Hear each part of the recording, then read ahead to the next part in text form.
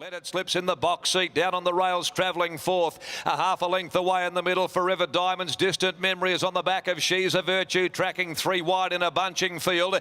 Dendy's trapped on the inside, hemmed away from Jester Jingle coming into the corner. She'll need a bit of luck. And then came Kensington Abbey and Fancy Fox at the top of the straight. Conceited led, Secret Doubt challenging quickly. Behind them, looking to get around the heels. Let It Slip, followed by She's a Virtue. There's a rails run for Dendy coming through. It's Conceited, Secret Doubt, but Dendy's coming quickly along the rail. Look at Dendy getting up on the inside. She's scraping the Dulux. Dendy shot through Dendy. Dendy beat Conceited. Fancy Fox from last has grabbed third from Let It Slip. Over on the outside then came Jester Jingle. In behind them Forever Diamonds, Kensington Abbey. Next home behind them Secret Doubt pulling up, and so did Distant Memory. Back towards the tail end of the field, She's a Virtue pulling up just in front of those.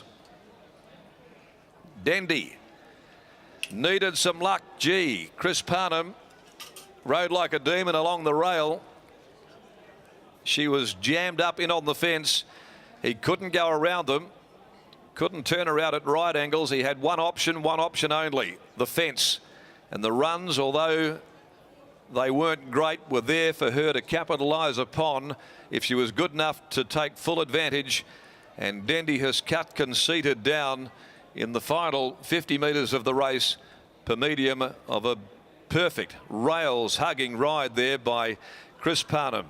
He saw the gap as Conceited just started to labour a little, and he capitalised. They beat off Secret Doubt. Let It Slip was caught up in behind them, never got a lot of room. Let It Slip, just watching here with the owners of Let It Slip in our commentary box and shaking their heads, disappointed no doubt, because she certainly didn't get the rub of the green. That bit of luck has gone all of the way of Dendy. $6.20 and $2.20. Gunning Conceited down $1.30. Fancy Fox at any old odds coming from the back through traffic to grab third. So 4, 5 and 9 with a Let It Slip a luckless fourth. A long neck, one length are the margins, and they've sprinted home in 34.72 off a time of 111.38. Dendy first home continues. A big week for the Danny Morton stable, having won the Bunbury Stakes with the informed man Booker last weekend. This is a Denman mare from Divine Deputy for Carol Morton, Vince Colliker.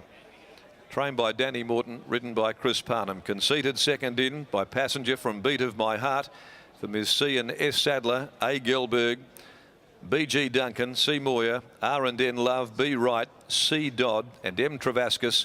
Trained from the Aquanita yard of Simon Miller, ridden by Peter Nucky. Fancy Fox number 9, third home, a redoubtable mini moon mare for the Fox Farm, trained by Tracy Diedrich and ridden by Craig Staples.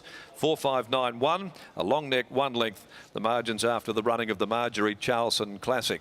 8 wins now from 26 for Dendy, who's a super mare fresh. She's now had 4 first up runs for 3 wins. Race 5, the Karrakatta Plate Day. Next Saturday, handicap over 1200 at 3:45. It's a field of 11, no changes there in the next on the program. Let's take you downstairs. The week just continues to go from strength to strength for Danny Morton after the big success at Bunbury in the Stakes last weekend. And he's produced Dendy very forward, very fit. And it took a terrific rails hugging ride by Chris Parnham with a race-to-race double to get her home in the Marjorie Charlson. Yeah, you're right there, Darren. Everything that Dan touches at the moment turned into gold. And Dendy, we interviewed you before the race because she has a tremendous first up record. Now 4 attempts for 3 victories, and she needed luck, but geez, it was a good ride by Chris Parnham. Yeah, he was fast running out of options coming to the corner, and the only one he did have worked out. So that was probably a stroke of luck. The leader sort of wobbled, getting tired late maybe, but yeah, she's in great form. She goes very good fresh. So we thought we'd roll the dice. It's been something you've been really good at analysing in your stable, the horses that don't need a trial and that are showing enough at home on the track.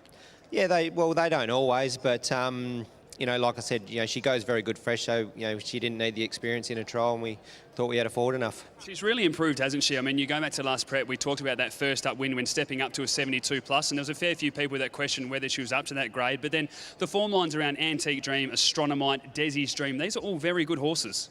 Yeah, that's the thing, and she's really built it as, you know, each prep she's sort of come on, and her work sort of leading into this race was probably better again, so we were pretty confident, yeah. She's won over 14 and 1600 metres with the break of the maturity as well. Is she going to stretch out again this prep?